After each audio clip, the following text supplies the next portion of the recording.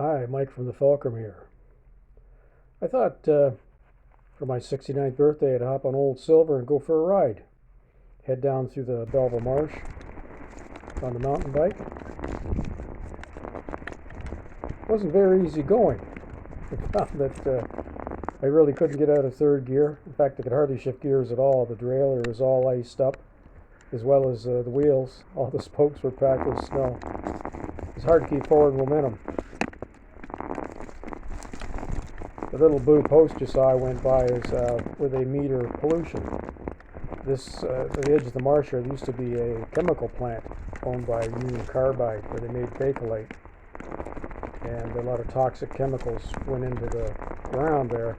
They're still monitoring now, even though the place has been closed since, I think, the early 1980s.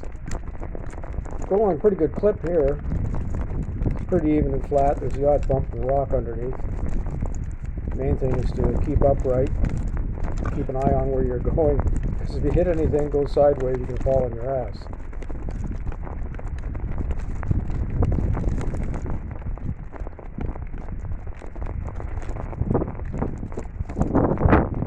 Coming up to a T on the trail here, you could go left or right. The weather's starting to blow on a lot worse than what it was. Really damp, wet snow. My hands are starting to freeze up a bit.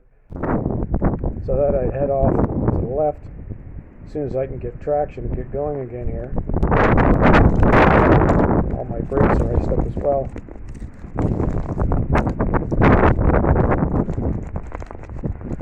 Pretty much third gear is the sweet spot. If you try and gear down any lower, you're going too slow, too much forward momentum, and your rear tire's spinning all the time. Anything higher, you just can't seem to get up any speed. If you do hit anything, you go sideways.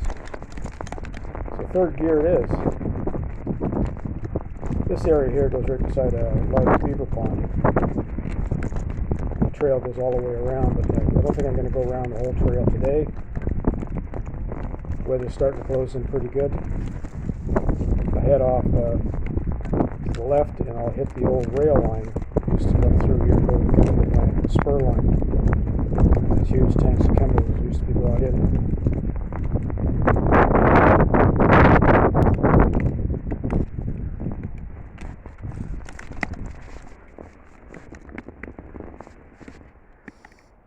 The old rail bed is getting very overgrown. For years it was packed down pretty good, not too many weeds, because the old creosote from the ties and the gravel packed down kept the weeds at bay. But they ran a bulldozer through here because they're planning on putting some housing development just to the north of this line. Churned up all the dirt, and of course any seeds that were in there just went nuts. You could hardly even walk through here last summer. Getting pretty hard going here. I'm really laboring at this point. It's just like can't get out of third gear, and I just have to keep going at it. A lot of undergrowth here under the snow, so it's very slippery. Got to concentrate on keeping upright, not make too many sudden moves. Just keep forward momentum.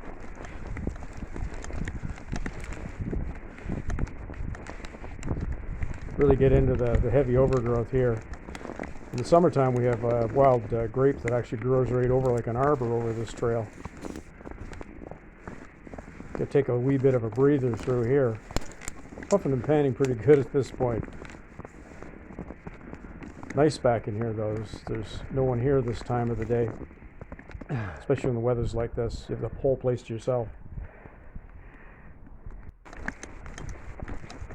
That got going again. It was a bit slippery.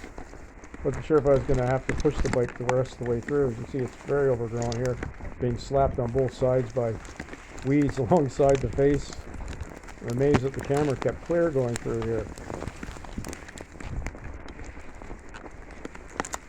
It's important to remember, like regular exercise like this is stage 2 cardio going through here. Puffing and panting pretty good. Probably have difficulty holding conversation with someone if they're riding with me. But it's the best kind of cardio to go. It's not overtaxing your system, but it's giving you a really good workout. This is really important when you get older to keep your oxygen levels up, your capacity, your lung capacity. Not only that, it works on your balance because you got to keep upright, and you're also giving your legs a really good workout as well. The result of all this, like what I usually do on a regular basis, still pretty much do everything I did 30 years ago. I used to do Qigong in the morning before I get on the bike. Do a lot of body weight exercises in the gym about 3 days a week. Of course, walking the dog 2 or 3 times a day doesn't hurt either. So there you go. That's the bike ride. Like and subscribe. We could certainly use a little more traffic on the channel. Got any ideas? Just comment below. It's Mike from the Fulcrum. Have a great day.